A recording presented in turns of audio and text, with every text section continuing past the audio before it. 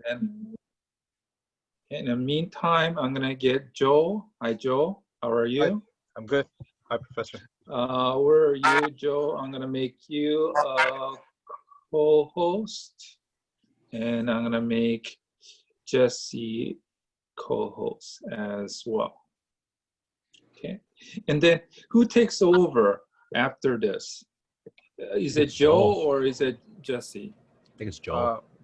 Yeah, it'll be the two of us. I'll be host and he'll be co-host, or vice Okay, versa. so I'll be giving you the host afterwards, right? Okay. Yes, that's correct. Okay. I noticed that I was trying to come into this room like 10 minutes before. They said I'm not able to actually log in or get access to this until like, a few minutes before it. It told me that it was being used. It was being used. Yeah, it's being used. I don't know why. That's odd. Yeah, no one. This is the first hour, so it shouldn't be in use. Yeah, but something's. I think maybe Angie set it up so that you can't come in immediately, right? Okay, we'll make a note and ask her to open it up. Right, to open it a little bit early. People could come. You want to come in, then they could ask questions and whatnot. Okay, great. How are you guys all doing? Good. Oh, nice weather, right? Nice. Yeah, it's weather very hot. today. It's very hot. It's very hot. It's not too bad. Not like last week, like on Wednesday and Thursday. Oh, that was just brutal. Yeah, it was a little. Yeah, that was like almost up to 100, 98 you got, right? Not too bad, right? Today's not too bad. All right, so again, just the people who's coming in a little bit late, right? Two things, just a reminder, two things you need to do. Your name on the chat and what? And put your phone away. Put your phone away, right? Okay. So first we'll get any question. Okay, before we actually jump into the lecture material, I know in the morning it was just hectic with a lot of questions, technical questions and so forth. Okay, so anyone have any question right now? I have a question regarding Wednesday's schedule. Yeah, the schedule is actually not consistent, so it's gonna flip-flop. Right. So they adjusted the schedule? Yeah, they do adjust the schedule. So on Wednesday's schedule, you'll be actually in the morning. Oh. Yeah, the morning 10 to 10:50. Okay. Okay. I think they just want to balance things out so that you don't have to always wake up early in the morning or always during the afternoon. Okay. I think consistency would have worked better, right? Having it all in the same time, same day, and right. So it gets a little bit confusing when you have to be on what schedule. So you have to be familiar with the schedule every week. You have to look at the schedule. Is it 10 o'clock? Is it or 2 o'clock? So you have to be very. Oh no. I'm sorry. I could be wrong. Wednesdays. Oh no, Wednesday is actually not. Wednesday is not mandatory. Yeah, we don't. So isn't it? Yeah, Wednesday is mandatory. Tuesdays and Thursdays, right? Right. Tuesdays and Thursdays are mandatory. Okay. Got it. Those are just recommended. Yeah, recommended, and then you should be watching the videos if you have missed the video and whatnot. I think, is that what it's doing? No. I think it's, watching the videos and so forth. 1050 videos. Okay. Okay.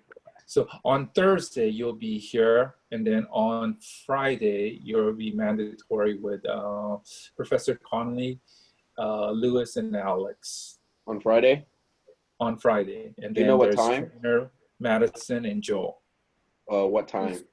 what time. On Friday, it goes all the way from, so depending on you, where you are at, so you're probably 9 to 9:50, and then it's mandatory lab from 10 to 11:30, and then from 1 to 1:50. Okay, and then there's a mandatory PM early next AM review, Zoom recording. Okay, so there's also a link to it too. Okay, I think you guys all got the schedule, right? Yeah, it's on our Canvas. Yeah, please, right? Please refer to that schedule. Print that out so that you know exactly where you are at. Okay, I just want to confess that this is my first time teaching a SIM program, right? Okay, I did teach a lot of, or several semesters of statistics, so I know the material inside and out, just that I haven't taught this untraditional method of teaching statistics, okay? So just bear with me if I get lost here and there. Sometimes I do get lost in this program, right? I don't know where I am, right? There's so many Zoom meetings that I have to be at and so forth, right? Just please bear with me and give me some leeway, here and there, okay? Besides that, any other question before we start? Hello. Okay, so far so good. And just to see how many of you guys actually went through the module number 1. So did you guys all went through module number 1? Yes. Okay, on Canvas, you guys all are familiar with terminology and everything. Yeah, and then you mark it as done after. Right, mark it as done. Very good. About that, so the mark it as done thing didn't pop up on mine. Like after me too. It didn't. I think you have to click next. If you click next, it should pop up in the right corner, far right corner. Right hand corner. But some of the I guess, what do you call it? Some of them you don't have to actually mark it as done. There's no there's some of them you don't have to actually mark it as done. There's no option for that, right? Okay. Others they do have it, and I heard from other people that to get full credit for your module number 1, to get 5 points, you have to watch that video, and you have to watch it at length of the time. Right now, I think there's a little bit of glitches, right? And there's some people who actually watched the whole video and then got 0 out of 5. They are working on fixing that problem right now. So yeah, don't get scared, right? Don't worry about it. We'll all fix it. I recently got that. I got that notification on my phone. Good. So we'll fix that in due time, right? So don't worry about that too much. Okay. Any other question before we go on? So far, so good. All right. Learning statistic, right? So statistic, learning any new language, and statistic is a new language, right? What is the first thing that you need to do when you're actually learning a new language? Learn what the words mean. Yeah, words, right? So you need to know your words, basically vocabulary, and vocabulary is very, very important, right? Of course, we're going to be using a different type of terminology, of course, in specific to the statistics, right? Which is terminology, and you need to actually learn those definitions and how it is applied and so forth, right? Of course, that's the first step in process, okay? Any question on that? So therefore, we're learning a whole new language in the beginning portion of the statistic, which is basically in your class, couple days into it, you're going to be just learning pretty much your first day, you'll be learning a lot of terminology. Of course, we're going to be going through different type of terminology as we get into a different chapter and different sections, right? And you'll learn the new material and definitions and so forth. Okay, but besides that, give me just 1 second.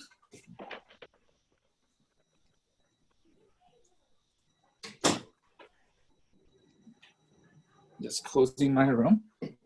All right, so besides that, all right, so anyone have an inkling of what statistic is all about? Stats. What is stats? Isn't it hold on, I wrote it down. Collecting, organizing, interpreting, Collecting it. Isn't it collecting, organizing, interpreting, and presenting data? Very good, right? It's all about data. So what I'm going to give you an overview of what statistic is going to be all about, right? So basically what we want to do, suppose that, give me a topic that you're interested in and you want to figure out information about. It could be anything. Anything. Anyone. Maybe the justice system. Justice system. Yeah. Right. Let's see. Let's figure out what percentage, right, actually goes through the justice system and then goes into convicted, right? What percentage are actually committed and then actually got caught and then actually go to jail, basically, right? Mm-hmm. Okay. Yeah. So in order to figure that out, what do we need to do? So Javante, you asked. So what's the first thing that you would do? What's the first thing we would need to do? Mm-hmm. Well, so you want to figure out, how many, what percentage? Yeah, what percentage of criminals? Right, criminal will actually get convicted and go to jail, right? Yeah. So what would you first do? Look how many there is. Like, look how many there is, right? Right. You figure out how many people who are convicted, right? So are you talking about United States? Are you talking about Los Angeles? Are you talking about, Orange County? What are you talking about? The state, whole state? Probably like everybody, because it wouldn't just be one like specific. Okay, so we'll do whole country. So yeah, suppose that we want to do whole country. So if I ask you to collect all the people who are convicted, right, Javante, would you be able to actually collect all those data? No, well, no, because then it's a lot of people. There's a shitload of people, per my French, right? Yeah. There are a lot of people that you need to collect those data, right? Mm-hmm. In order for you to do that, you need actually a team, right? Not just the team. You need hundreds of teams to actually go out and then figure out who are actually convicted and then gather those data. So basically what we're doing is gather every single data, right? Mm-hmm. It's almost nearly impossible for us to actually gather the population data, the whole data itself. Mm-hmm. So what do we need to do if we want to figure out, and we're very curious about, in the justice system, how many people are convicted and committed? I think maybe we could do like the percentages in like different states. Very good. So we can maybe actually just take a portion from a sample from different states, a small portion. Maybe, we could collect data of maybe 1,000 people who are actually convicted, right? Mm-hmm. From California, maybe, Nevada, maybe, Seattle and so forth, right? Portion of it. And then actually gather those data to represent the whole population. Mm-hmm. The word statistic means sample data. Okay, collecting sample and organizing sample data. Okay, so there's another word or terminology called parameter. Parameter represents a population. Okay, if we have the data that is a parameter or what we call population, there is no need for us to actually learn statistic. Right? We don't need it. But if you have all the information, all the data of the population, what would we need statistics for? We don't need statistics. Right. But it's almost nearly impossible for any type of information that you're trying to get. It's extremely difficult or actually time consuming, and it costs a lot of money to actually collect the data of the whole population. So what do? Right. So we collect small sample to represent the population, to estimate that. Okay, and that's what it's all about. That's what statistics is all about. Okay, collecting a sample data to represent the population. Okay, the statistic is divided into two halves. There's what we call the descriptive statistic and inferential statistic. Okay, descriptive statistic is basically summarizing the data, right? Summarizing, organizing the data. Yeah. Inferential statistic is actually making inference about a population using sample. Okay, that's the second latter portion of our semester. Okay, And what was the first one? Descriptive statistic. Okay, that's collecting and organizing data. Okay. And inferential statistic is inferencing about a population using your sample data, okay? Of course, we will go through this more in detail, right? This is just an overview, okay? Mm-hmm. So that's what it's all about, right? So what we're gonna get into, the first part of it today is going into what we call the descriptive statistic, okay? Learning how, first learning the terminology, how to collect the data, and when we collect the data, how do we organize that data, and how do we graphically represent it, and so forth, okay? And can we figure out and summarize that data that is, so that we can figure out a lot more information about that, okay? Okay. Any questions so far? So without further ado, I'm gonna actually go on to the book, and you guys should have the book as well, okay? You're like, where is the book? I'll show you the book. One thing, okay, I do apologize. I only have an iPad that has the cam, right? My computer, I have, do you see? So I have in this Zoom meeting, I have two I guess, what is it, logins, okay? Paul E2, and Paul E1 and Paul E2. Paul E2 is actually from my computer, so I can all see you guys, okay? Okay. Unfortunately, with my iPad, when I switch from one application to another application, it turns off the cam. And I can't see you guys over here, right? So bear with me, right? You won't see me in period of time when I'm actually lecturing and writing things down, right?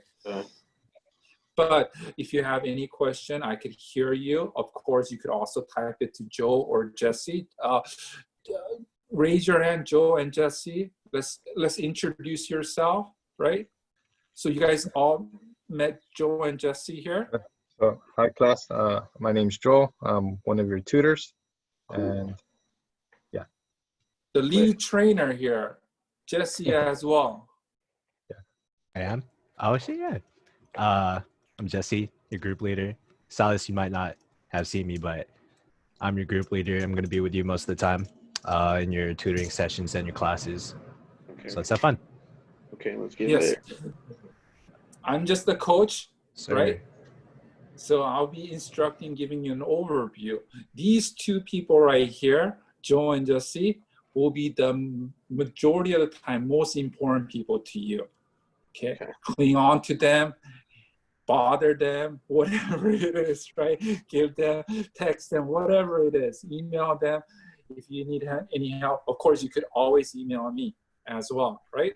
But they are the focus of this whole group. Okay, they'll be with you throughout the semester, and they'll be very, very important. Okay, you will only see me every day once a week, every day pretty much, you know, Monday, Tuesday, yeah, well, 2-3 times a week, only about 15 minutes in a period. But you're gonna see Joe and Jesse throughout multiple hours, right? And they'll be they're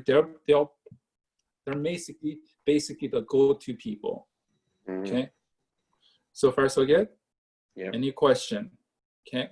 All right. So Ooh, now, real quick, if you don't have Pronto, make sure you download Pronto because that's going to be probably the main way to contact me, Paul, or Joel if you need anything. Okay, for sure. I'll download that. okay. Yeah, make sure you have that set up. Yeah. So Pronto is download. You can download Pronto or get the application of Pronto through Canvas. Okay. So Canvas on the left-hand side, right? There's on the bottom. There's a Pronto. Okay. It's a chat for our group or our class. Okay. So far, so good. Okay. So, but for me, I want to have Canvas on all the time. So best way to reach me is going to be through email. Okay. All right. All right. So without further ado, let's actually jump into, okay.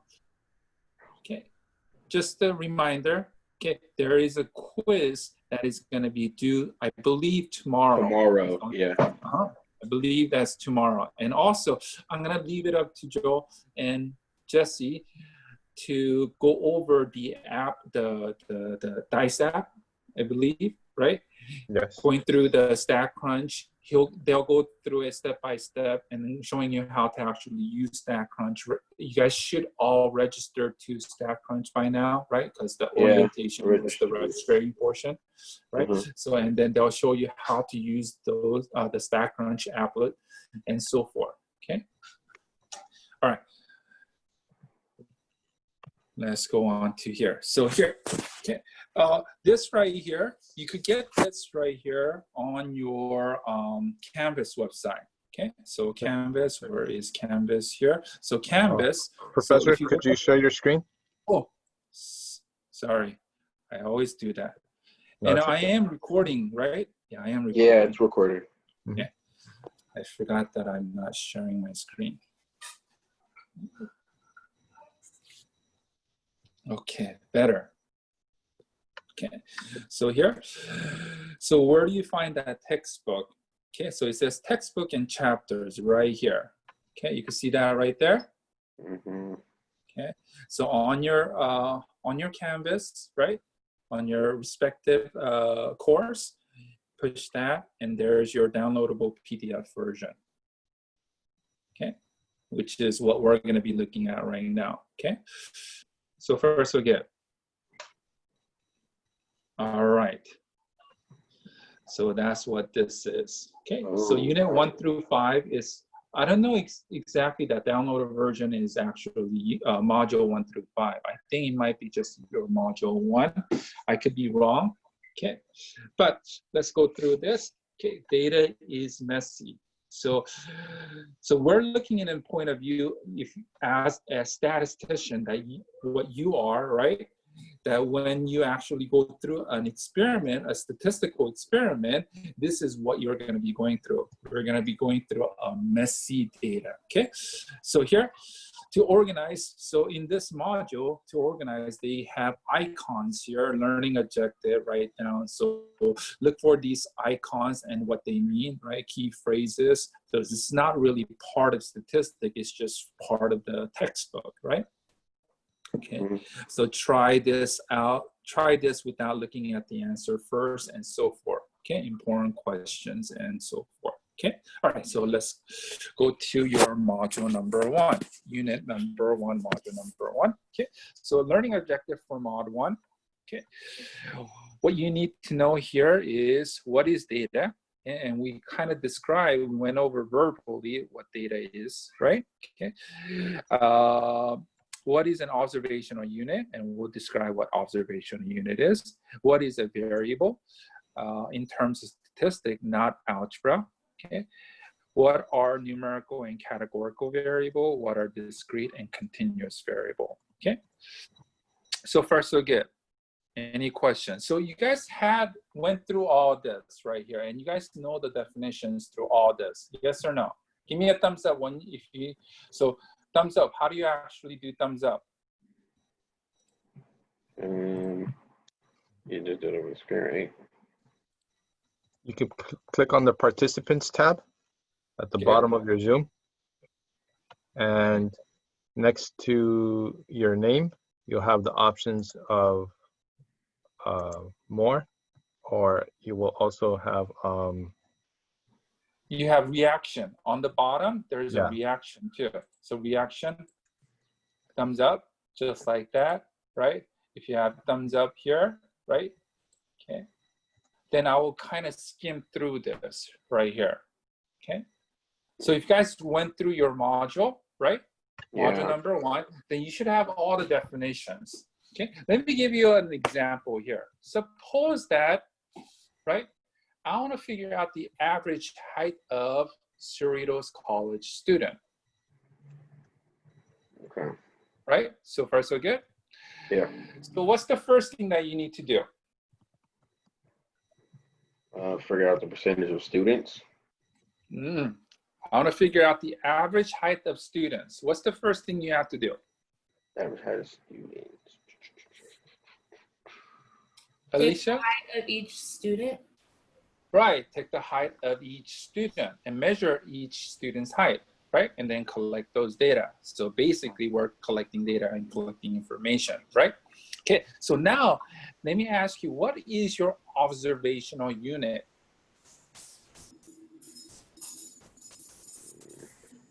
What is your observational unit? So we want to find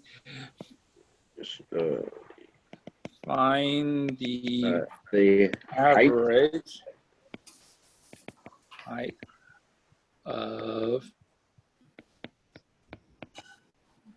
find the average height of those college students. Okay, so here, what will be your observational unit? Students. What are we? Students, right? So Student. observational unit is student.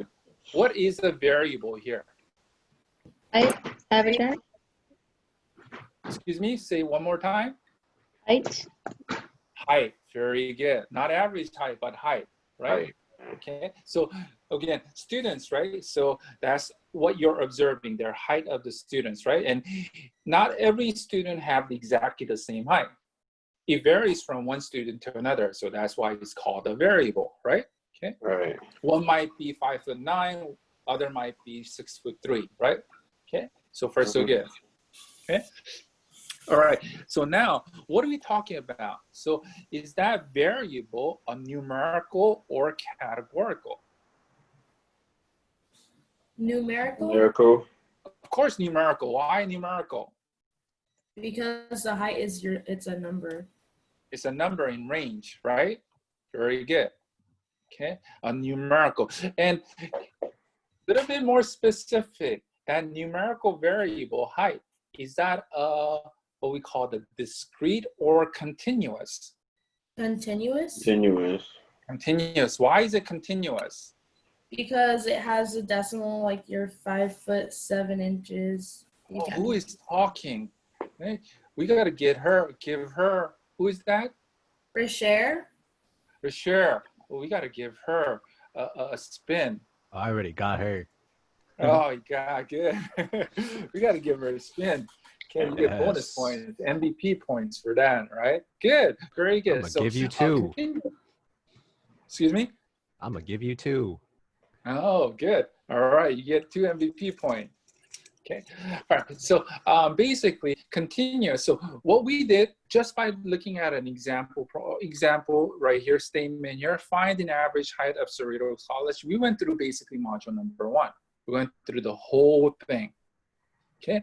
Okay, so we went through basically covering what is data, what is observational unit, what is a variable, what are numerical and categorical, what are discrete and continuous. Of course, we're going to go through this in a little bit more detail, but I'm going to go through this a little bit faster because I don't have too much time here. I only have 50 minutes. I never had 50 minutes to actually lecture before, right?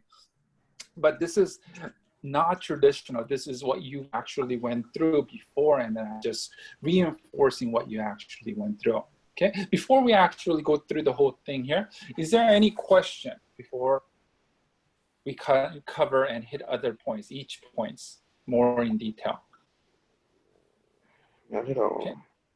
So far so good? All right, so let's go through this, okay? So data is information. Data is information. Data is Information. the factual information that can be used for basic reasoning, discuss, or calculation, okay? So here, in this class, we always want to discuss data in context, meaning always keeping the meaning and application of information in mind. Statistical questioning involves a sense of wonder, okay? Question that we can investigate, but possibly never know the precise answer. Some example of these questions include, why is it not be able to answer? Possibly, right? Some example of these questions. So it says statistical question involves sense of wonder, question that we can investigate, but possibly never what? Know the precise answer. Okay. Some example of these questions. Okay. What is the average height of all women over the age of 18 who play basketball in high school? Or is it true that 42% of all men in the world's favorite color is blue? Okay. To answer these questions precisely, we need to actually measure all women in the country and survey every man in the entire world, right? But this is not feasible. This is not almost nearly impossible for us to actually do this. Okay? It will take tremendous amount of money, effort, and time to actually collect these data. Then how do we actually do this? Okay, there are statistical data everywhere, just like this. How do they do this and figure out the, on average, what percentage and so forth? Rather than going through the whole population, we're going to be looking at sampling. Okay, statistic basically, right? So we have not a feasible process by any means, right? We can instead get a fraction of that information and then use that to estimate what the answer is. So we're using what? A fraction of that information. So we're only taking a small portion of the population to represent the population. Okay, the information that we collect is data. It is the foundation upon which we not only build our response to questions of wonder, but also formulate more questions from the result we obtain. So we can actually ask more different type of question and figure out more information. Okay, all right. So one term that we want to learn is what we call. Okay, so in a CERN observational unit, right? Observational unit is an individual or thing from which we collect data. Okay, so what are we observing, right? From that observation, there are considered to be the characteristic of information that we collect called the variable. Okay, there could be one variable, there could be two variables, there could be multiple variables, right? Also, same with the observational unit as well. There could be 2, 3, 4, or 1, right? There could be multiple observation unit as well. Okay, so we'll be looking through that through examples here. Okay, so let's look at the first one here. Studies state that the average height of girls who play basketball in high school, right? 68.4 inches with the standard deviation of 2.3 inches. Okay, we'll be learning about what standard deviation is, right? Okay, but for now, what's the observational unit here? Who are we observing? High school girls. The high school girl. Right, the high school, right, who play basketball. More specifically, right, there's a good, better, best answer, right? You could just say high school girls, but we're not actually observing all high school girls. We're observing what? Those who play basketball. Who wants to play basketball? Yeah. Very good. Jackson, I like the hand motion, right? You could say it, right? Right. Yeah, so, who play basketball. So the observation is not wrong to say, but there is a better answer, right? So it's not just the high school girls, but high school girls who play basketball in high school, right? So that will be a better answer. Okay, so far so good? Yep. Okay. Any question, right? Of course, what will be your variable in this case? What would be the variable? The height. Well, The height, right? Yeah. the height, right? Yeah. So we are measuring the height. So you can look at those, right? Of here, of course, let's go through this really quickly. I don't know. So should I explain it again? No, I'm sorry. I was talking. I know you are saying it. I'm dead. Knew yourself when you're actually talking to someone else, right? So is it true that 42% of all men in the world's favorite color is blue? Yes, I like blue. Blue is one of my favorite color. Blue's right? a cool color, but I don't know if that's accurate though. Right. But so what's the observational unit here? Well, who are we All men, observing? all men, right? All men, very good. And what are we observing? What is the variable here? Their favorite colors. Their favorite color, yeah. Their favorite colors, right? So that will be colors, right? So variable is the favorite color. Very good. Okay. Keep in mind that in any study, you may have more than one observational unit, oftentimes more than one variable, right? Data that has exactly two variable is called bivariate data. Okay, so this is just a keyword, key What was it phrase called? or key term, bivariate data. Okay, if you have Bivariate two variables, right? And we're going to be looking at some example that has a bivariate data. Okay, this is not one of them, right? So let's have you try here. For each of the following, each of the graph that follows, okay, identify the observational unit and the variables here, okay? So just by looking at this, this is right here called a dot plot. Later on, we'll learn how to actually plot the dot plot. This is one of the organization, one method to organize what we call the numerical data, okay? Organization is very important because data in the beginning are very, very messy. And it's key to know how to organize it so that the data becomes more functionable and more readable, basically. Okay, so looking at this right here, right? What will be your observational unit and what will be your variable in this case? Anyone? Well, it talks about the player stats, right? Okay, good. So, Okay. So who's our observational unit? The women's soccer player. The more specifically, USW WNT. right, yeah. right. U.S. Leave me too. Women's National team, right? U.S. Right. Women's National Team soccer player, right? So you can't. So like I said, there is a good, better, best answer to observational units, right? So when you say women's soccer player, there are a lot of women's soccer players, right?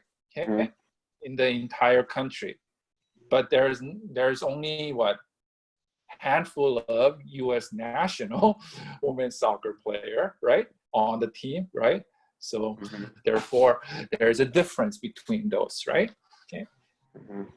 All right, so what will be your variable in this case? The number of goals they scored. Goals they scored, yeah. Good, very good. Number of goals they score, very good. Okay, so they're all here if you went through all this right here. Okay, all right. This one is a little bit tricky, right? Identify the observational unit and the variables here. Okay, what will be the observational unit and the variables? Did you just put The male and female sprinters. The male and what are those? Observational unit or Observational. observational, very good. So how do you get the sprinters? So we know that right here. So male and female sprinter, right? And what will be your then variable? If you have two observational unit, male sprinter and female sprinter, what will be your variable? Frequencies. Their reaction times. Reaction time, very good. Oh my. Yeah, reaction time, milliseconds, right? Okay. So who's a sprinter here? Anyone a sprinter? A sprinter? No, not a sprinter. No. I was in high school. I was in high school, but what do you play? What sports do you play in college? Just soccer. Soccer. Oh, you are a soccer player. Very good. Okay. All right. So yeah. So here. So there's actually multiple. So there's multiple answers here. So you guys got the first answer, which we had two observational unit and one variable. Okay. You could think of this as a one observational unit and two variable. Okay, so there's two ways to actually look at this. One observational unit is that you could say, oh, all the sprinters. Okay, so that will be what we are observing, all the sprinter, okay? Not distinguishing between male and female, just all the sprinter, right? And the variable here in this case could be the gender and your what? Reaction time. Oh, okay. So all the sprinter, and then we ask the sprinter, are you male or female? Of course, we could actually look at it, but we don't ask them, right? And then figure out their reaction time, right? So therefore, there's actually two answers to this, okay? Okay, one observational unit. So this is two observational units, whereas this is one and one variable, whereas this is one observational unit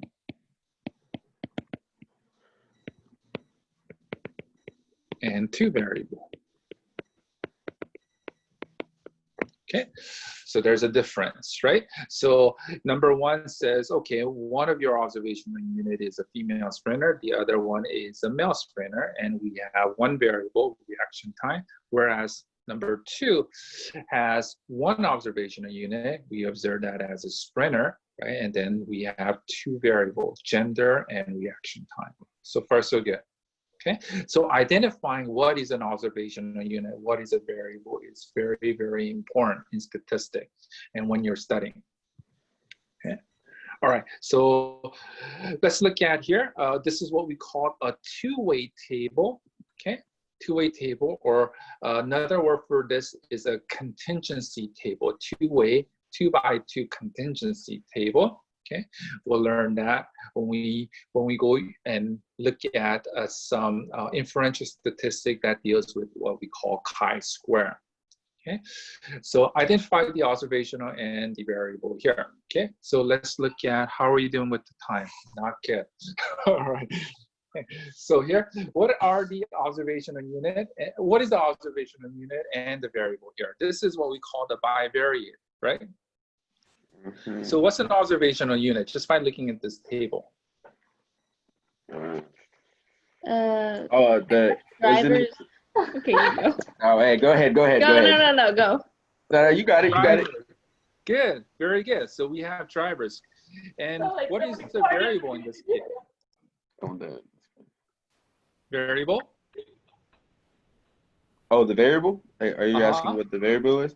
Yes. So, the individual or thing from which we collect data from. So basically information, right? So in this case, can you be more specific what variable we're talking about here? Or Jackson?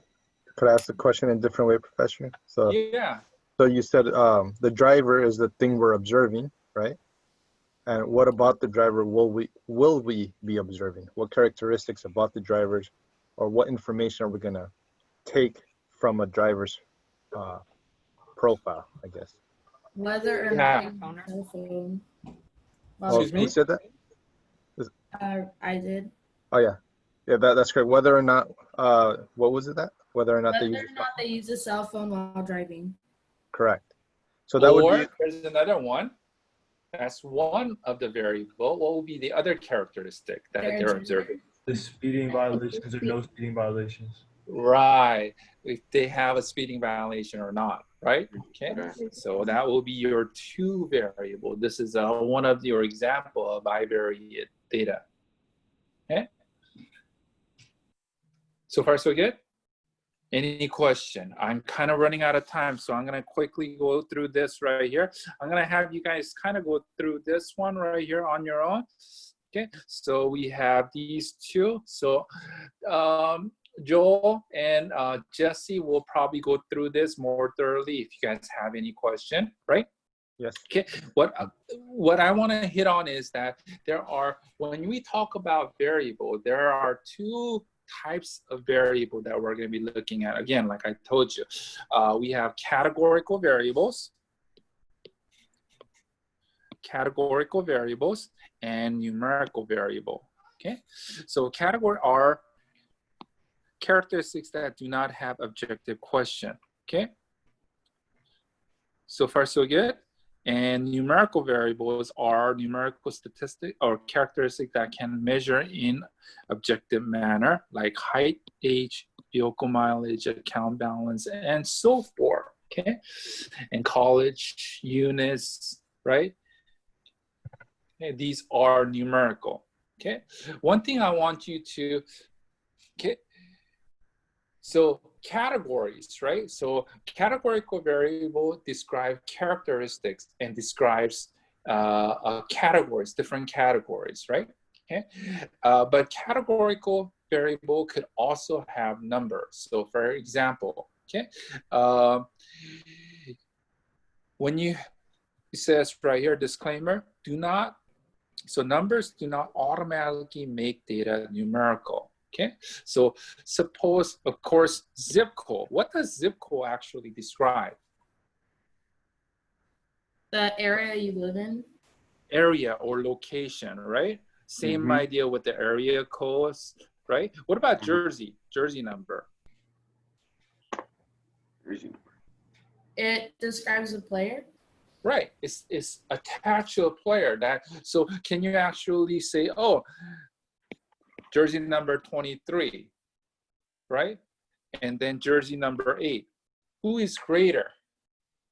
Can you actually say, oh, for me, 23 is of course greater, right? Okay. For those of you guys kind of know about, you know, basketball, right? You're like, nah, Kobe Bryant, you think? Kobe Bryant Kobe was 24. pre-break. LeBron.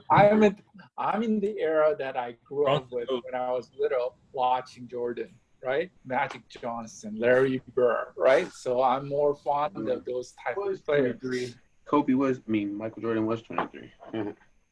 Right. So therefore, for me, but here you cannot subtract and say, okay, 23. What's 23 minus 8?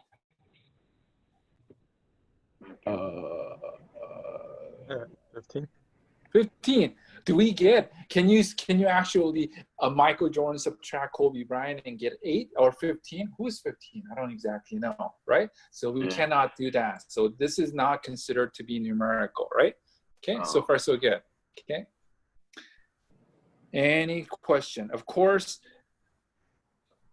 from numerical variable, right, there is a distinction. It, right, differentiates between numerical, divides into 2 categories here, a discrete variable and continuous variable. Discrete variable is considered to be what we call countable. Okay, anything that can be counted is considered to be a discrete variable. Okay. So how many M&Ms in the world? How many M&Ms in the world?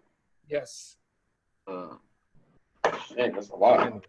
A lot. Billions, right? Zillions, right? Can you count them all? No. Oh. I In the think bag, so. yeah. Yeah, I could. No, I could count all of. I could count. Give me time, right? I could count all of them. So therefore, that number of M&Ms are considered to be discrete numerical variable. Okay, whereas something like something that is like height. Okay, so 1 feet to 2 feet is called the continuous numerical variable. There are countless number of unit value between 1 feet and 2 feet. It could be 1.1 feet, or it could be 1.01 feet, or it could be 1.001 feet, and so forth. There are millions of value in the range of 1 to 2 feet, right? It doesn't even have to be 1 to 2 feet. It could be 1 inch, 1 inch to 2 inch. Okay, doesn't matter. A range of measurement is considered always to be a continuous variable, continuous numerical variable here. Okay, all right. So that's pretty much it. So that gives you the kind of the tree diagram of what your variable is divided into. So variable has 2 types of variable: categorical, numerical, and then discrete and continuous. And how we collect the data and what variable we're using, right? And then we will organize it depending on if it's a categorical, is it a numerical, different way to actually organize data. And we're going to be looking at that on Wednesday, how to actually organize different type of variable data. So far, so good? Yep. Okay. Any question? That's it for today. So if you have any question that you had in the before, right? Okay. All right. So I'm gonna now, okay, pass the baton to Joe and Jesse here. Okay, and they'll help you guys, right, answer all your question. Okay, on your homework, whatever it is, right? Okay. Just don't give him any question about, about life. I guess, All right. So Questions about life is okay. Yeah, life is okay. Good. All right. So I'll see you guys, I guess, on Wednesday. Right? Okay. Yep. Okay. So, all right. And then also, just be mindful. They're gonna go through in order for you to actually go through Wednesday's lecture material, they're going to actually show you how to use a StatCrunch and take data and collect data from the StatCrunch, okay? Going through the applet, right? That's correct, yes. And then also, they'll remind you that the quiz is due tomorrow for all of you guys, okay? It was nice. It was really nice meeting you. This is it from now to 6 weeks, right? It will be me, you, Joe, and Jesse. Probably other people as well, right? All right. You have a great afternoon, right? And if you could pass host to me now, Professor. Yeah, I'm gonna pass. I'm gonna change. So I'm gonna make you the host. Okay. All right. I will see you guys on Wednesday. Peace out. Okay. Thank you, Professor. Bye. Have a good day, Professor. You too. Better ball. Well, and then there were. Okay. Hi, guys. So, I made some notes of what I saw in the presentation in terms of like what he wanted to emphasize in the book, right? So, and I don't want to interrupt while he's talking, obviously. There's no reason to interrupt, but I always get ideas. So while he was showing you the book, does everybody have their book open? You know, or does everybody actually know where to find it and have access to it? Yeah, it's on the campus. Okay. Yeah. Okay. Does anyone not have it open? I mean, like not that you had to, but I'm saying like because you don't know where to find it. Like I'll show you everybody on screen again where you can find it.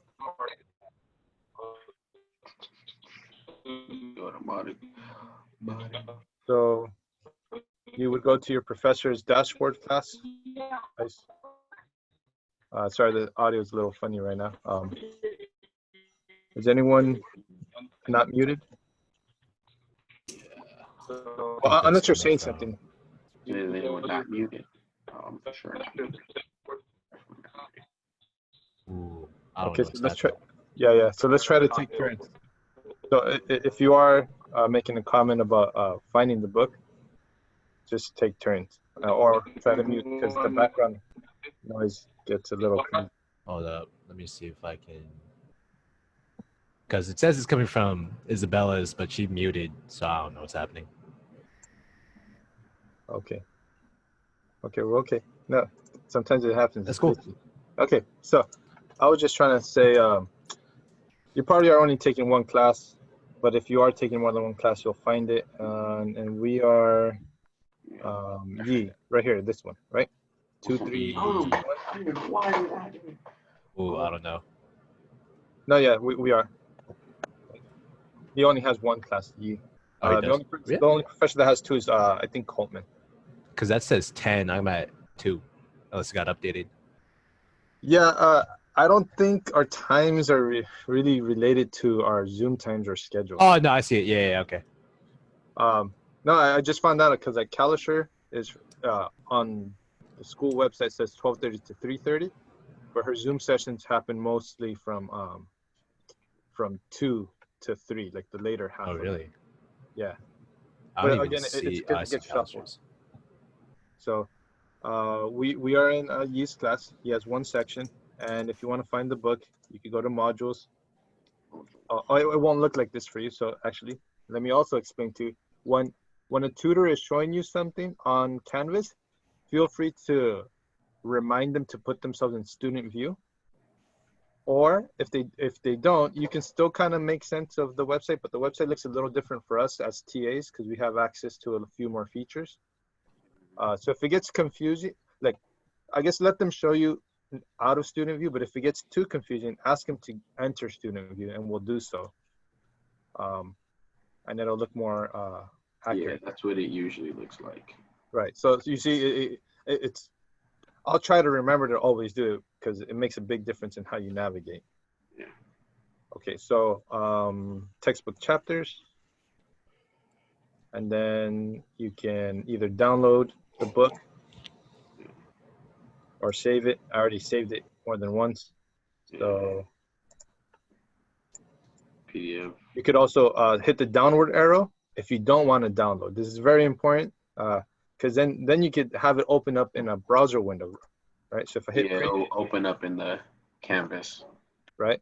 And then I could drag to the right, which is why we went over screen sharing. Having screens on orientation day. You'll start to realize some of these skills are useful for you to get your work done and your studying. Okay, let's see. Whoa, that's weird. Hit refresh, sorry.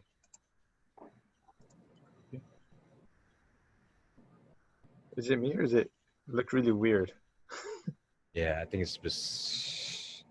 I don't like the canvas view, so I try to download the PDF. Yeah, no, I agree. I would download it, but Yeah, I think PDF it's version a- looks better. Yeah, I think it's a student view issue. Okay, so let me see.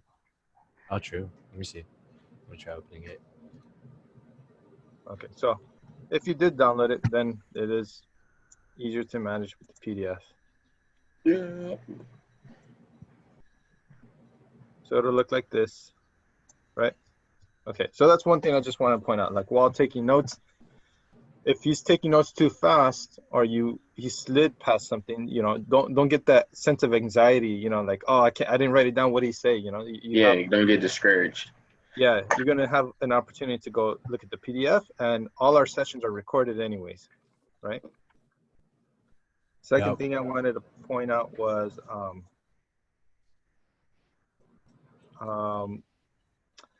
decimals don't always imply continuous. Almost always they do, but not every single time, and I'll explain what I mean. Don't always. So, for example, okay.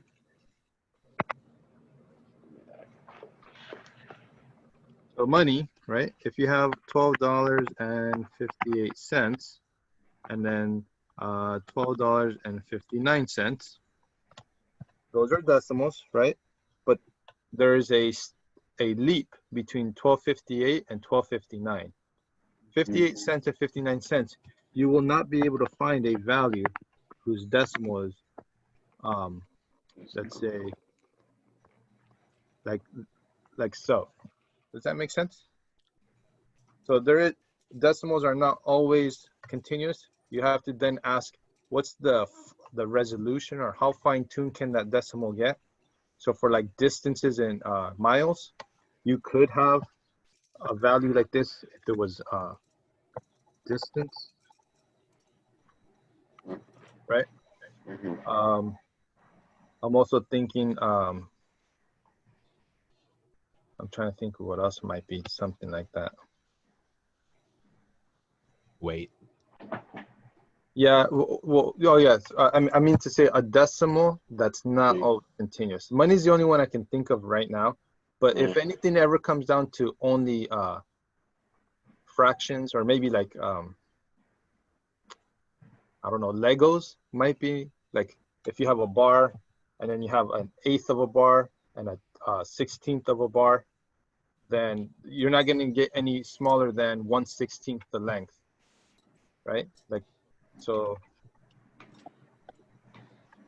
I'm just coming up with this example off the top of my head, but you know what I mean by the Lego bars, right? If you have the pieces that are like this, then that would only be a quarter piece.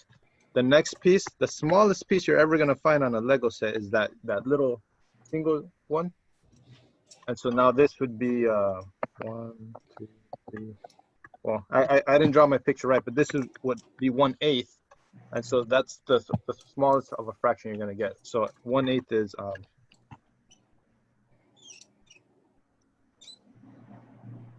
0.125, right? And immediately you might start thinking, oh, it's continuous, right? But if we're talking about Lego pieces, it's not. But if we're talking about length, actual length, like inches, Yeah, like inches. Okay. miles, kilometers, centimeters, millimeters, right? Then that is definitely continuous, because then you can have even finer and finer decimal values.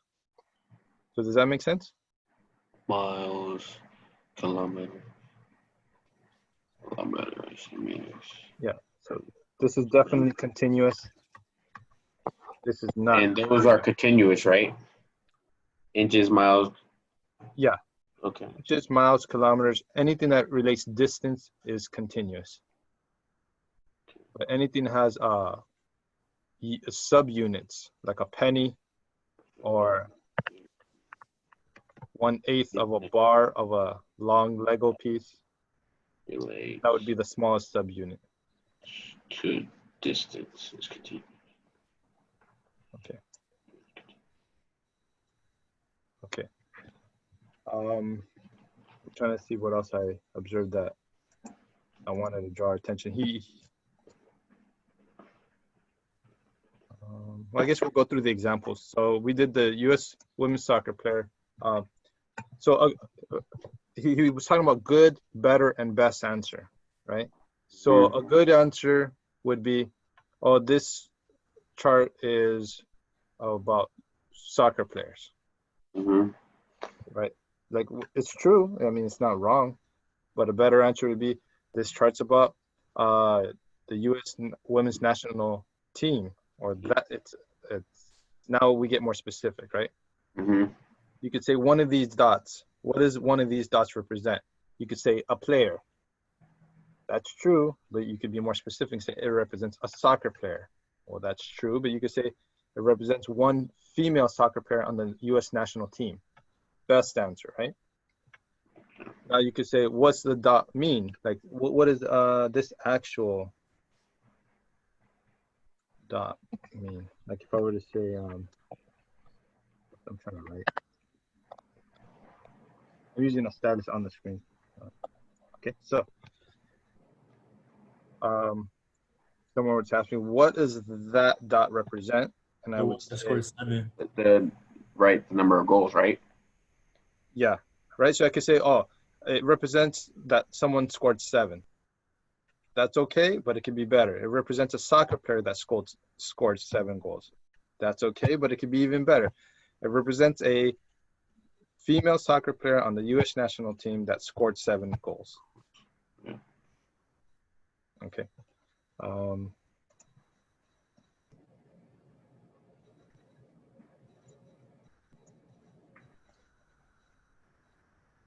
The emphasis between seeing this as 2 units of observation. So you can have a whole crowd or a herd of people.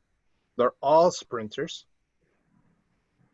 And if you start to collect them or sample them, you take one of them, you look at them, say, you're a male, take another one, you're female. So now we have classification. So that is a variable, right? And then it turns out that this male, wait, was it sprinter? Yeah, this male sprinter has this reaction time, right? So this sprinter is very general, right? Because I haven't specified gender, but if I say this sprinter is male, then that becomes a variable, and with this reaction time. That's the second. What becomes a variable? Oh, sorry.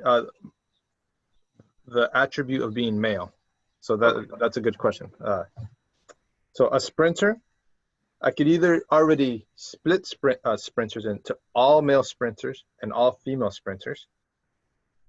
And in this case, I've created two populations. And because I have two populations, I wouldn't say male is a variable, because all of this population is all male. And so there's no variety amongst that population. So male would not be a variable if I split it into two populations. So if you put it in two populations, it wouldn't be a variable. Correct.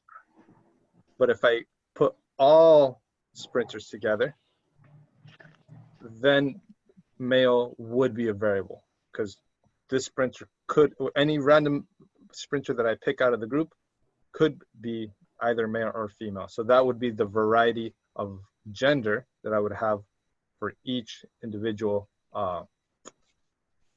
person. Does that make sense? Yeah, kind of? Or was that weird? Okay, all right. So I'm trying to say scenario one, all human beings grab one. That one can now have a lot of features that I want to pay attention to. I could pay attention to their eye color, how many brothers they have, how much money they have, how fast they run, how much they weigh, right? And all those things would be variables of interest. Okay, variable of interest. Right. So to simplify, if all humans are together, based off this chart, I could see two variables of interest: gender and reaction time. So each observed person, because that's the observational unit now, this person, you see what I'm saying? Like, I'm not attributing male or female So to them yet. who's our observational unit? Say again? Who is our observational unit? Person. Person. Like, let me be more precise. Sprinter. Sprinter. Okay. Yeah. So the sprinter would be our observational? Yes. And then each sprinter that we observe could be male or female and have this reaction time.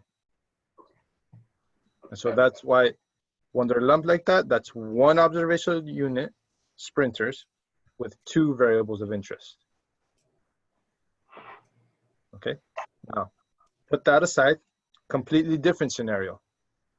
I already have all males here, all females over here. And every time I pick a person from this population, the observational unit is a male sprinter. And there is no variety, because every time that I pick one, it's always going to be a male sprinter. So the only variable of interest in this scenario is reaction time. So you gotta go based off the reaction time, because it's both male and female. You can't go based off just one, right? Well, you'll do it again. Whatever you do for males, whether you're picking them, counting them, measuring them, you repeat the process for the female population. So the key here is understanding if you're going to consider two populations. Okay. From the beginning. Does that make sense? Yes, no? Okay. So it's also difficult when I don't know what I look like. If my face looks confused to you, but my screen's not showing me. I just see your strip in my screen right now. Okay. Other notes I wanted to point out. Well, let's go through the charts that we skipped. Okay. So, identify the observational units and the variables from this chart. So anybody want to tell me without actually giving the observational unit and the variable, first tell me what you see in the chart. Always try to look at the chart first before giving an answer. The age 25 to full time. Well, it looks like the percentages of like students trying to transfer, I agree. Yeah. right? Yeah. What one of those bars, right? So like I would say, so you can see my. Oh well, it's one of them. Right. And Exactly. so it would make sense when you say all students is all students. yeah. All is always 100%, right? So do you see why this bar is all students are obviously all students 100%. Mm-hmm. Now, amongst those students, right, you can have things that distinguish students, right? So you could say, hey, I am a full-time student. And then Jesse might say, hey, I'm a part-time student, right? And so this turns into a yes or no question. So I wanted to point out that a categorical variable is actually not you're affirming yes or no to a question. So let me back up to the example we did back here. What do you mean, like yes or no? Like, what do you mean? Right. So going back to this example, does the driver use a cell phone while driving? Right. You would ask that question to the driver. So if you're going to take 10 people, okay, and ask them, sorry, you're going to take 10 drivers because you're not going to take non-drivers. You have to you have to obviously take the unit you want to observe to ask the question about who you're interested in. So the number of units, right? Yeah. So 10 drivers, each one is going to get to ask the question, do you use your cell phone when you drive? Their response is either going to be yes or no. So that is the variable. It's whether they affirm or deny doing something. I'll give you an example. We'll do it in here. How many people in our chat room right now, Jesse? 1, 2, 3. There's 8. 8. Okay. And I would say what proportion of us? JK, there's 10. Holy crap. Okay. Sorry, two numbers off. What proportion of us have ever smoked a cigarette? Right. So I asked Jesse, have you ever smoked a cigarette?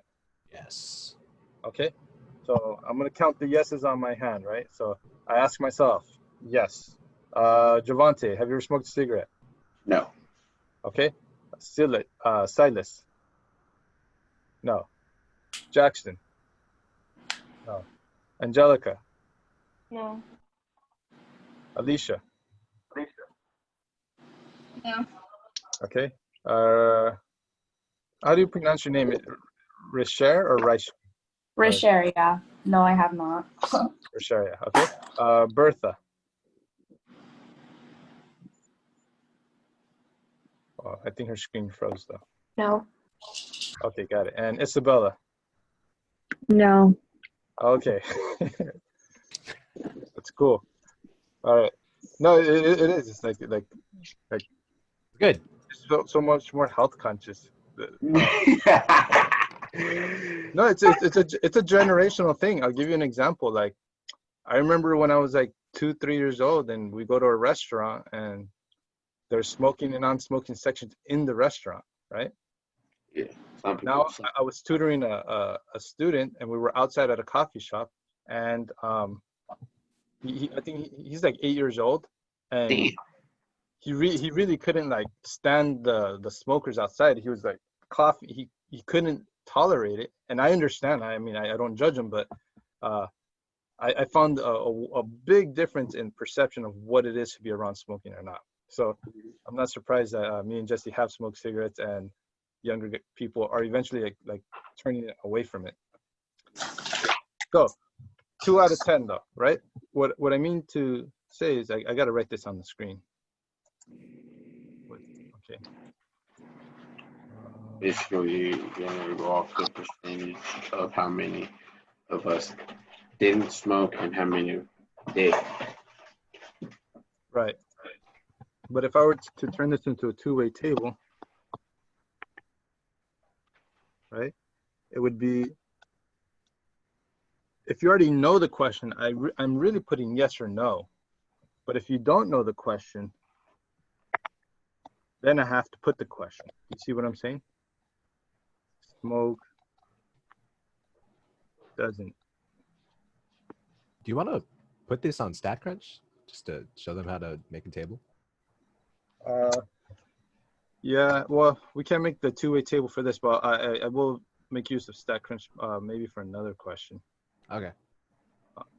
And so, like, it would look like this. This is what our classroom would look like. You see what I'm saying? Yeah.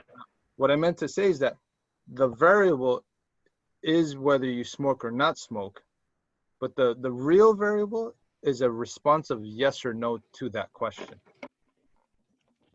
right? Because I can now go ask a different question.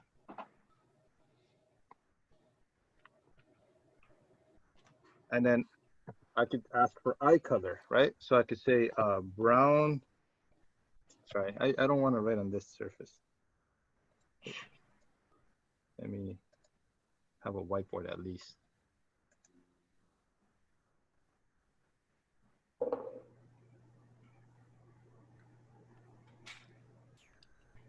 Okay.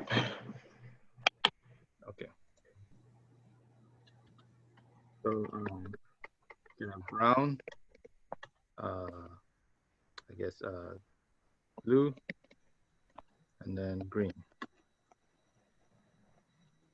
So these would be categorical variables, right? And the actual value would be asking you what is your eye color, right? So if I asked each of us, yeah, I guess we'll do that. So Jesse, what's your eye color? Brown.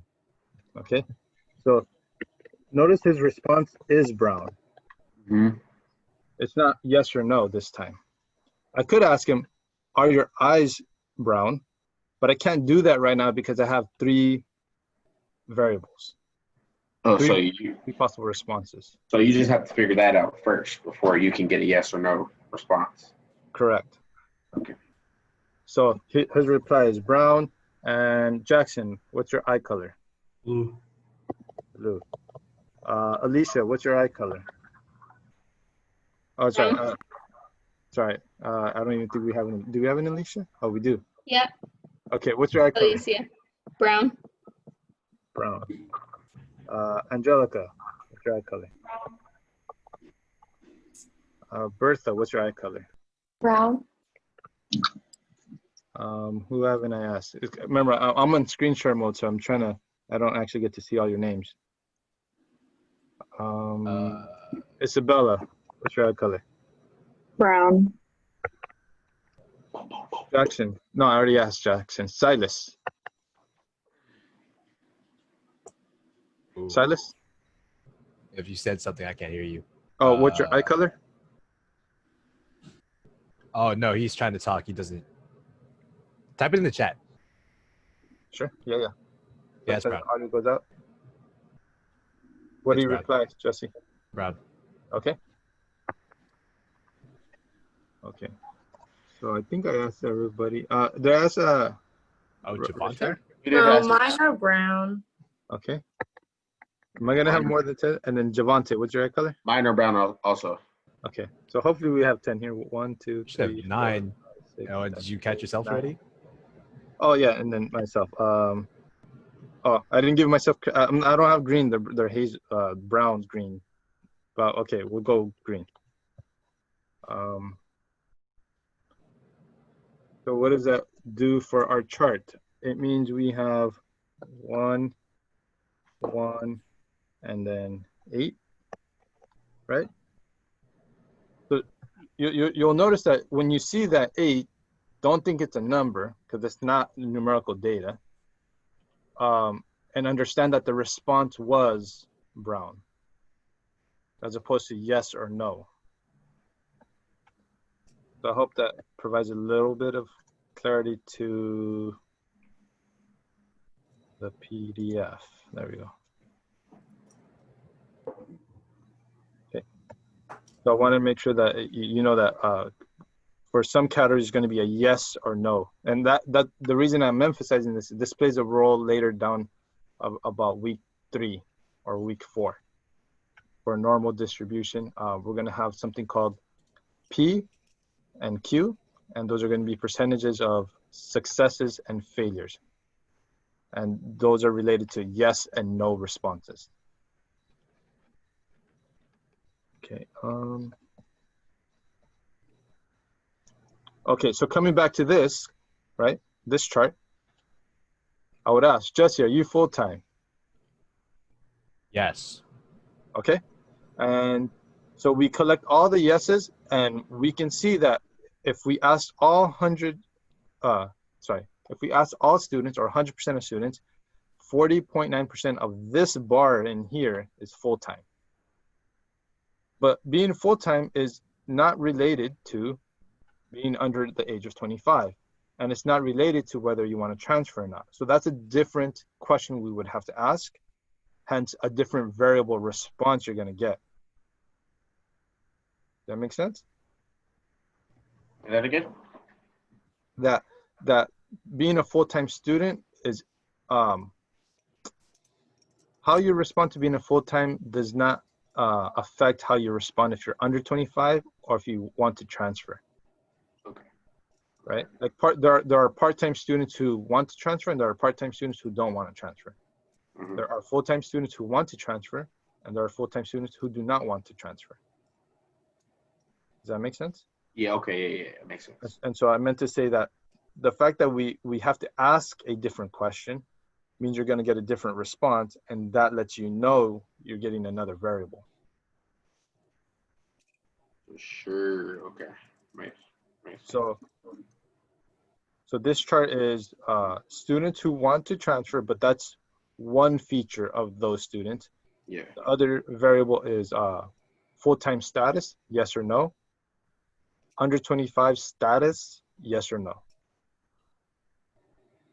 Does that make sense? Mm-hmm.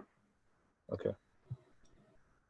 So the observational unit is a student in general, and the 3 variables are the 3 types of questions you would ask them. So asking the question lets you know what the variables are. There's a connection, because you remember, statistics is about sampling and surveying, constantly collecting samples, constantly asking questions, constantly collecting data.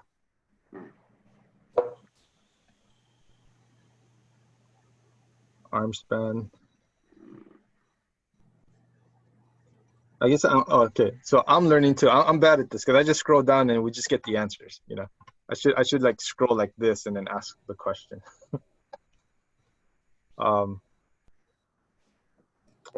Can someone tell me what this dot is? Dot, let me see. That's someone with 78-inch arm span. That's like 78 inches tall. 77 inches tall, something like that. Good. And I would say that's better. SIM student. That's a SIM 2019 student. Okay, good. Because I was gonna say that's not. That was. I would say that's a better answer. So that, because you said a student at least instead of a person, right? Yeah. So good would be a person with these arm measurements, and arm and height measurements. Would the best be student? Would the best answer be stats and motion student 2019? Student with those measurements. Yeah. You could say sim too. Like the fact that you abbreviate or don't abbreviate doesn't make it. Well, it makes it a little better, right? Because we know what sim means. But again, like the best answer. So basically, you just want to give that full brief answer, so we have a better understanding. Yeah. Correct. Yeah. It just sounds better. Yeah, and it's more informative. I mean, you know, right now I take one of your brothers or sisters and I tell them, so we just start talking about, oh, how was sim today? oh, sim was fine, sim was boring, and people are gonna be like, what are you talking about? Like you're not even, you know, like you're not giving like any like input. right. So like elaborating, Yeah, that's yeah. that's basically what we're doing. If you elaborate on a response, it makes it clearer for anyone to understand. It's not Oh, going okay. to be just like contextual or uh, like it's not. Well, we So don't it's, have inside jokes, but you know, it's like so it's like inside jokes are only basically, understood by certain so people. like in other words, it's basically like showing your work, like steps. Yeah, in terms of verbal explanation, yes, it's equivalent to showing your work. Okay. That's actually, it's the other way around. That's why math teachers want you to show your work, because you do that in everyday life. Everywhere you Yeah, walk, yeah. you talk, you express, you clarify what you mean. Okay. But when you come to your math class, you start to abbreviate or skip steps. Right, right. Okay.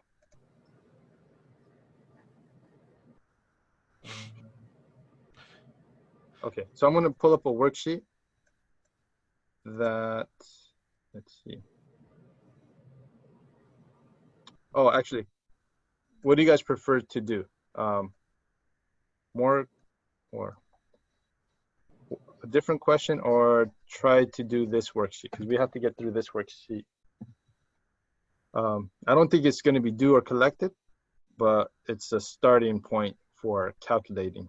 The second worksheet. A worksheet. Worksheet? Okay. So here's a worksheet. There's a worksheet. Nutrition and academic performance. Looking at the table below, what do you think we're observing, and what do you think are the variables we are interested in? The nutrition. Right. How the nutrition affects the performance. Yeah. Okay. And so, yeah, one variable is academic performance, of which there are 3 responses. And the second variable is nutritional status. So I want to be clear so that I don't create confusion. There are not 6 variables here. There are 6 possible responses, but there are only 2 variables, right?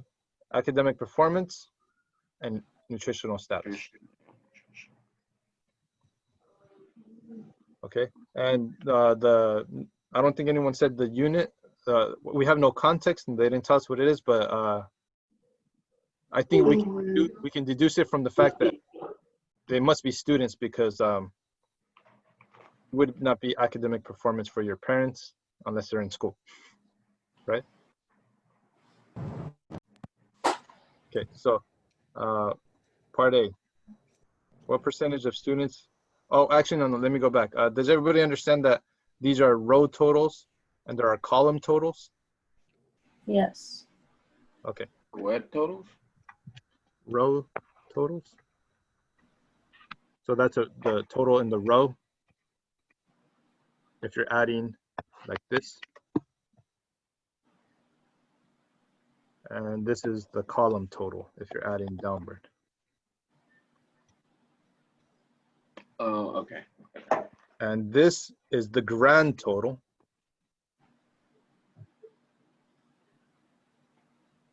And the grand total can be verified by checking that 230 plus 635 plus 135 is 100. But also, it's also true that 200 plus 610 plus 190 is also 1,000. This is going to come up a lot, two-way table. This is for sure going to be a question on your exam, a two-way table. So when you get your two-way table, you're not going to have these values on the side. Or you might actually, if they want to provide them, but like usually it's just this, right? And then you're going to have to fill in the row totals and column totals in order to be able to answer these questions. So for example, what percentage of students that perform below average academically have poor nutrition? 35%. Okay, and how did you calculate that 25%? So 70 over 200, because you take the below average and then the poor which is 70, and then you take it from the total on the side. Okay, so I believe you're looking at this 70, right? Yes. And below, The what 200 percentage all of the way students, to the right. what percentage of students that perform below average? Oh, I got academically- 35, not 25%. Oh, sorry, that was I misunderstood. Oh. 35. Okay. Okay. So I want to explain. It seems straightforward, but it's the key here is identifying subgroups. The key word is here's of. What percent of?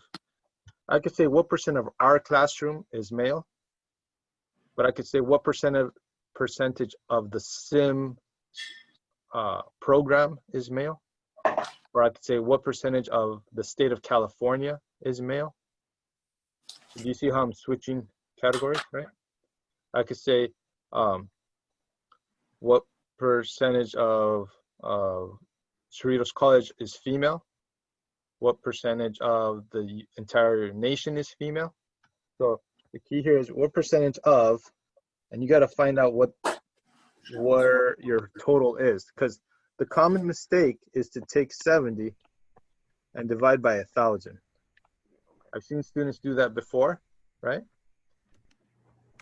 But we're not trying to get the percentage of the total population that performs below average. We're trying to find the percentage of students that perform below average with this feature. Have poor nutrition. Does that make sense? So the of is this row total. That's why she put 200 in the bottom. And of those, which ones have the feature of poor nutrition?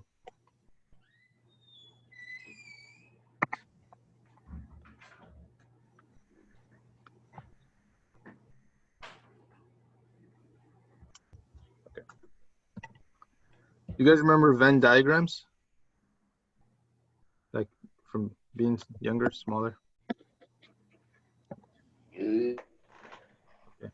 I don't know. That's what it looks like. It's Yeah. been so long. So all I'm trying to say is Oh yeah, yeah. green and vegetable.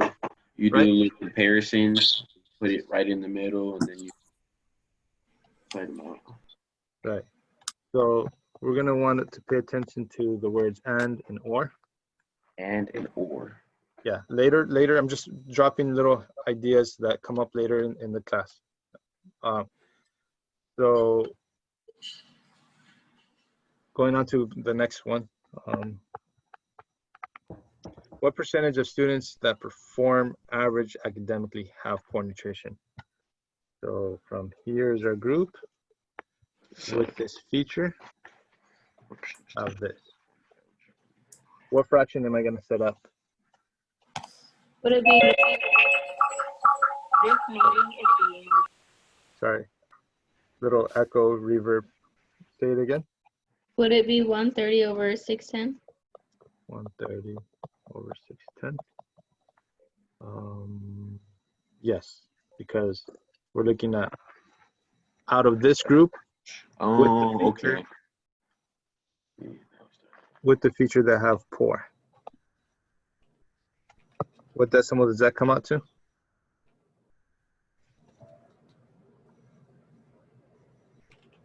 It's 0.213, so it would come out to 21.3%. Okay, so yeah, that would be rounding to the third decimal place. So 0.213, and that's 0.13%.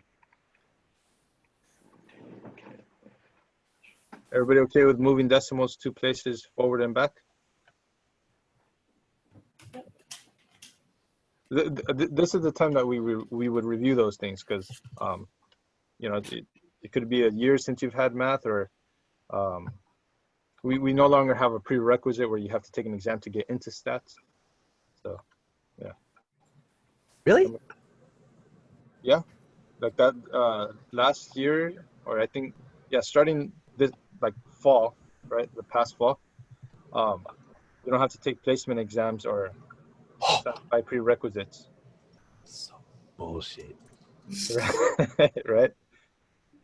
But it's also it's supposed to help, but it could also create other problems where students don't have True. the If they're skills like, to survive.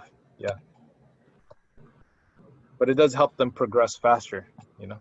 So it's pros and cons. Okay. I could have shaved off a year or two off my transfer.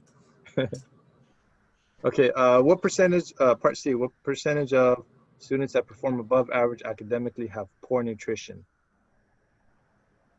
What's the setup? It would be 30 over 190. 90. Yeah. Oh yeah. Of these average, should this? Wait, am I doing that right? What percentage of students that perform above average? Oh, no, I'm not doing that right. I'm thinking it, but I'm not. My hand's not doing it. Okay. 190 have poor nutrition. 30. And that comes out to 0.157. 0.157. Cool. Yeah, wow. 15.7%. Okay. Oh, you would write it. I just I'm being sloppy because the moment I write it and then I slide down, it's no longer there. So Can we do this calculator? Boom, boom. Okay. okay, can you conclude? Oh, without I shouldn't erase all my answers because now I don't know what conclusion to make because I forgot all my percentages. Is your conclusion you can make about nutrition affecting academic performance? Did any of you write those down, the percentages? Yeah, I did. Okay. What was the first one? 35%. Right. And then 21.3%. Right. And then 15.7.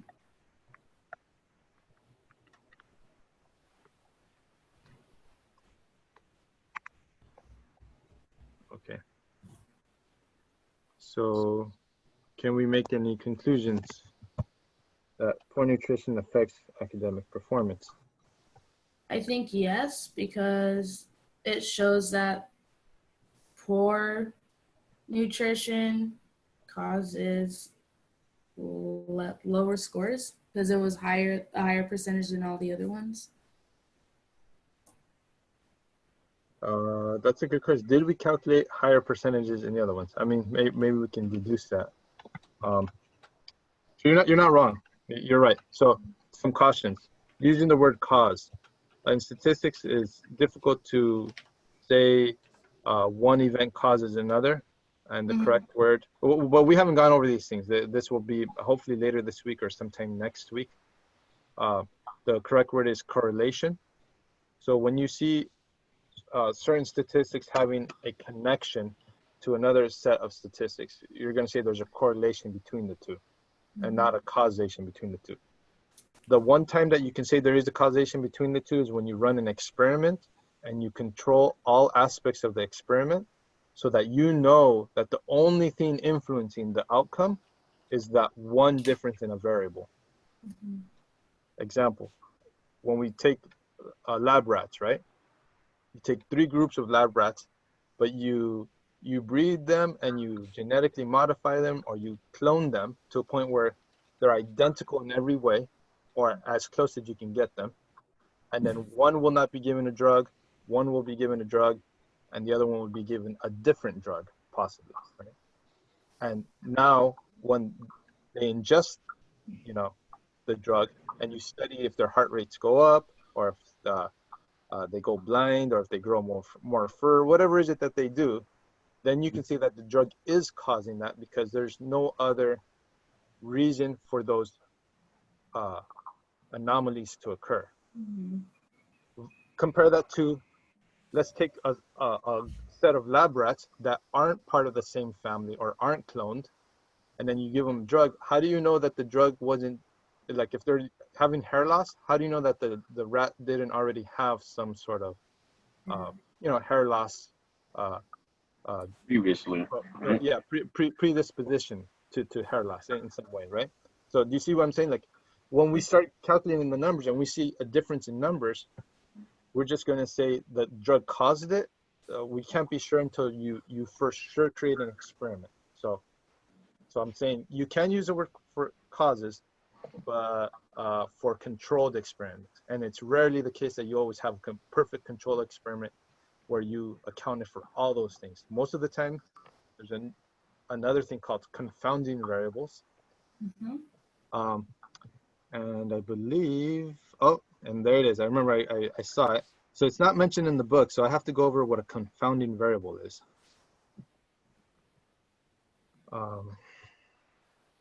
So how do I go over confounding variable? I have to create an example and say something like, does, let's see. Could nutrition be the only factor that's making you perform below like average? No. Okay. So here's a confounding variable. It could be how much time you work, right? So I would suspect that part-time students, full-time students versus students who don't work at all, there'd be a higher correlation with not working having higher grades in some sense. Because then you could also say, well, people who work full-time know how to manage responsibility and time management, so they have a little more initiative and can get higher grades. But it also, you work full-time, it takes away from your ability to study, right? So I'm trying to explain how much you work and how much you study can influence how much time you have to eat when you prep your meals, or how much money you have to buy healthy meals to begin with, or if you have enough money to buy meals at all, and so can you see how there's other things that are influencing what we perceive as a connection between low grades and food? It could have been, sorry, I don't know if I'm still on the camera. It could have been some other thing that caused these two outcomes. So income or work status or socioeconomic status could be the confounding variable that's causing us to believe there's a connection between these two. Does that make sense? Okay, I'll give you another example. It's a really good example. If they do a chart, I think, for months, right, from January to February to December, and you do a chart, the same chart, to December, and on this you say dollar sales of blankets in the US and fires in Australia, right? You might see something like that. You might see a curve, and then you might see a curve. But then if you were to take the value here and the value here and just say the number of fires in Australia, are they associated or related? Do they cause blankets to be sold in the US? And the statistics, the numbers will see that the connection is higher. When one goes up, the other one goes up. When one comes down, the other one comes down. But it'd be really absurd to say fires in Australia caused the increase of sale. Sorry, I'm mumbling. It would be really absurd to say that fires in Australia cause people to buy more blankets in the US. You agree with that? Like there would be no real connection or cause there, right? Am I making sense or not? Yeah. Okay. Yeah. So like it's really absurd to say that, right? Oh, forest fires causing me here in California to buy a blanket, right? Yeah. Looking at the statistics, the numbers like we just did, we might start to see a connection like, dang, forest fires went up, sales in blankets went up. Why? They keep going up, right? And then the confounding variable that, so I'm trying to get back to confounding variable. It happens to be the seasons and the time and place. So like when it's summer in Australia, it's winter in the US. And so while you have dry heat, you know how we have forest fires here in California during the summer, they experience something similar to that. And we just happen to be in our maybe fall, winter months, right? So confounding variable, some other cause for that connection or some other cause for making us think there's a correlation, right? So Joel, real quick, you got 3 minutes. got it. Okay. And so that is confounding variable. So I actually think I'm good. Yep. Okay. Any questions so far? Yeah, can you talk about where the quiz is going to be on? Like, where is it on campus? Sure. Let me. I got it actually. So it's not on Canvas yet. So it's gonna be done tomorrow in independent study. So during that time, it's not gonna be like a take home type thing where it's posted and you turn it in later. So in your independent study tomorrow, you're gonna be doing it live. So make sure to study your Quizlets textbook. Does everyone know what the Quizlet is? Or has seen it? Isn't it posted In the module, on our right? Canvas, right? Yep, in your module 1. Right, in our module 1. So that's what we're going over. Yep. So Okay. make sure you study that. Make sure you know your group name. Does everyone know what that is? Pink Castro's, I think. That's true. Yep, Pink Casseroles. That's us. Yeah. Yeah. I think that's it. I don't know. Is there anything else, Joel? This is what you mean by Quizlets, right? Yep. Oh, right there. Yeah. Okay. So again, when I'm in student mode, you get to see the first set of resources and go to Quizlet and then practice the vocabulary there. That's, yeah. I don't know. You can sign up or you could just start it and make sure to go through these, right? Yep. Okay. Thank you. Oh, and you can play games. She sets it up in a way where everyone competes, and it's like the faster you answer it, it's like you have little animals racing, and the faster you answer it, the first one to win gets bonus points. That I don't know if that's how she's going to do it tomorrow, but the Quizlet. Yeah. Yep. Oh, okay. Cool. Yeah. Okay. Yep. Make sure we win. I have literal money on you guys. No cap. Win. Okay. Any other questions? Actually, can I? Do you guys feel more confused right now about stats, or how the class works? Do you see what I'm saying? Like both. That's fuzzy. Both? Okay. Yeah. No. Just how the class works. Okay. No, it's important to know. Like sometimes it could be like, man, I don't know what assignments I have to do and where I have to be and what I got to do. Yeah, because like I did the whole module, but like it doesn't say that it doesn't have the green check by everything that I did, because I did the ed puzzle and like the other like thing. I don't know what. Oh yeah. Wait on that. A lot of people have that problem. Okay. Yeah, that happened to me, and I emailed, I think, Angela, and she said she's gonna go in and manually check it to see. Yeah. So mine was like that, but I don't know. I guess I fixed it. Yeah. Put it in the chat. Yeah, it's so fixed. that I can You have to get try to that. click. If you click next, it should pop up. But if it doesn't work, then I don't know.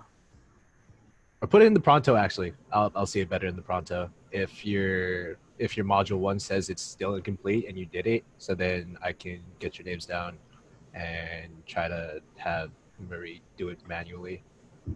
Oh, and the other thing was a Stack Crunch.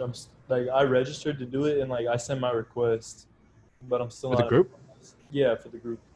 Okay. Oh yeah, mine too. Mine was still pending. Yeah. Okay. Yeah. And then Who let me else? show you. Since I'm already open. You'll know when you're in it when you see. No, not that. When you go to my groups and make sure that you're not on groups, but you're actually in my groups, Yeah, that's what I tried to do. and then you should see it here. Yeah, and you click the little Sim 2020. And you Yeah. type in your name, your first and last name, and then you send it, and then you have to wait for the professor to accept you. Right. Yeah. And I'm trying to show you what it looks like after you've been accepted. It'll look like this, and when you click it, you should see these two. Eventually, we're gonna have more than these two data sets shared. But I just want to show you, like that. The first process is click on it, and right here it would say join group. Of course, I don't want to leave the group now. But once you do get confirmed, you should see it. I guess what I'm trying to say is a lot of people, they go to groups and they don't see it, but it's going to be in my groups. And also when you click on it, you should see these two files. Yeah. Does anyone else not have access to the group yet? Hold up, let me. So far, Javante, Jackson, everyone else has into the thing. Let me check. I haven't checked, so I'll have to check. Let me go ahead and do that real quick. Damn, my eyes burning, y'all. Yeah, it's still pending approval. Okay. And Silas, did you get your stack runs? No? You might have to. Do they still have, is that code still working or no? It should still work. So, Silas, did you finish your orientation module? I cannot hear you. Yeah, you might have to try to type it out.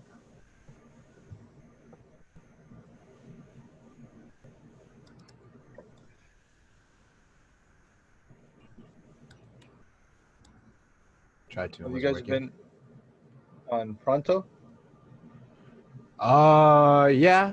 Well, some of them. I got. Well, I mean, not you don't have to use it, but I mean, like, is everyone like, can they see that when you click on the 3 bars to the top left corner, that does your stat class even show up as a category? I just got the app. I have to like sign up. Wait, what app? The Pronto. app? Pronto, yeah. Pronto app? Oh, okay. Let me download that right now. Yeah. So it's probably the easiest way to get in touch with me or Joel or. Yeah. So obviously, showing on screen is never easy because you get a weird glare. But what does it look like? Do you know what it like looks like? So all I mean to say is, you're good when you can see your classes. I have several classes. You can do it through. That one, yeah. It's probably easier to do it through Canvas. So if you hold on, let me just share my screen. Yeah, it's easy to see and read the messages, but you definitely want it on your phone because if you're not going to get any messages. So if you go through, hold up. If you go through Canvas, it should be right here. If you click on that, this window will pop up. And it should give you the link to download, or it should tell you to download it on your phone, and then you can link it to your browser as well. I just want to again highlight it's over here because a lot of people look for it over here, and it's not there. Can you guys see my writing on his screen? No. Oh, what? Oh, you have too much power. Yeah. Okay. I did not even notice that. Yeah. But you get what I'm saying? Some people keep looking for it here, and it's over here. And I shouldn't say people. I was making that mistake, and I want to help others. So. Yeah. Also, I know. Oh my God. Who was it that could not find? Was it? So Angelica had a problem finding the room. Just to clarify to everybody, when you go into your modules and then go to Zoom itinerary, and if you click on pink kestrels, these links here will send you to the right room. Yeah. So I know just because like you see Yi on the room, it's not going to be the same one because there's a couple rooms for each professor and they correlate with like different groups. I think for the most part, we're going to be one, but just to be safe, just make sure you click on these links right here, and then it should send you like the code. Yeah, that's what it did for me. Yeah. Okay, guys. So I have to be in another room at 4 for open tutoring. You're welcome to go over there if you want to do more examples. I have a different worksheet and different question. And so yeah, so again, share screen. You'll find that one by going to this Monday hour, right? So you'll get to see Conley. Actually, that would be one of the better hours to go to now. She's like the mastermind. So if you're running into any of your problems with clicking, green clicking not working, modules not working, yeah, show up to this link here and you'll see me over there. So I'm gonna have to end the room. And I think when I leave, I don't know if it closes or not because I'm the host. So could you transfer host to me? Yeah. Yeah. Yeah, for sure. If you have any questions, stick around. Silas, let's see if we can get your mic working. Yeah. I'm gonna head out. That's fine. Yeah, cool. See ya. Me too. Bye. Yeah, me too. All right. All right, make sure to study. Oh my God, make sure to study. For sure. Jesse wants that money. Please, I am so broke. Got you, guys. Did you tell them or can we tell? Like they told us we get No, I don't care. Win. Give me money. Yeah. No, they said whose ever team scores the highest on the first exam or overall in the class, the tutors get rewarded. You know, like money. Good job for guiding them, coaching them, staying on top of them, helping them out. Yes, your actions reflect on me, make me look good. And you said the tutoring session is in the other room? Yeah. Okay. All right. So you are host, Jesse. I'm going to leave to that other room. It's the 4 to 5 o'clock sim open tutoring. Got it? Yep. Okay. See you guys later. Have a good day. Cool. Who has questions? No. We All can, right. we don't. Tutoring session. What's up? We can go if we don't have questions. Yeah, you can go ahead. All right. Thank you. Yeah. So Silas. Oh yeah. Say something. You can hear me, right? Yeah. It cuts though. Do you have earphones maybe? No, not around me. You know what? It's fine. It's fine. Okay. Yeah. So as long as that works out, it's fine. For your stat crunch, I'm gonna message Miss Conley and see if like what's up with that. Well, it was the module was locked when I tried to get into it, like to do the stat. Like I'm looking at it right now, and everything from the orientation day is locked except for like 2 things. It's probably because it's past due. Yeah. I'm gonna message her.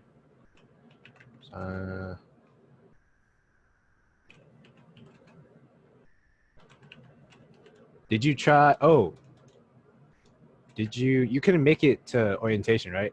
Yeah, I missed the day. I forgot about it. Okay.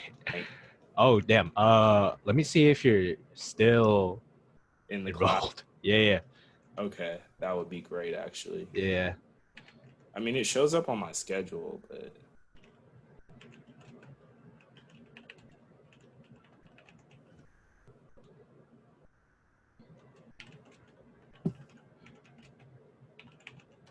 Yeah. To be honest, you might need to show up. Miss Conley might try to have you get in touch with your coach to make sure if you're still in the class. Okay. Cool, we got Jackson in here. Download Pronto though, and I think I have you in this group because that's probably the best way to get in touch with me, and then I can get in touch with whoever needs to get in touch with you, know? Okay. Cool. Other than that, yeah, download that because I'll DM you there if I figure anything out. Okay. Thank you. Yeah. Do you have a question, Bertha?